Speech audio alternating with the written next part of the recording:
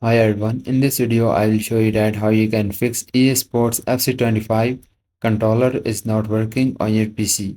Guys, first open up the Steam, then click on the add a game you are seeing on the left hand bottom.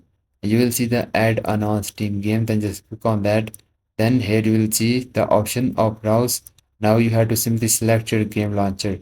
Then click on the browse, and guys, here you just need to locate your game launcher where your game launches, or just go to the game installation folder, then just select your game exe file or the launcher where your game launches, then just click on the open.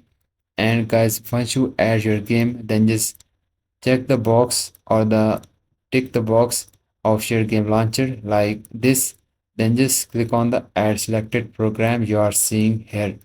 So once you add the FC25 game into your Steam, then just click on your FC25 game, then just click on your gear icon of your game, go to the properties, then just click on the controllers. Now here you will see the disable Steam input selected. Once you select the disable Steam input, then launch the game, then your problem will be fixed. Probably this will fix your problem, but if your problem is not fixed, then just enable Steam input, then check. Now this will fix your problem, and if your problem is fixed, please don't forget to like this video, and bye bye and take care.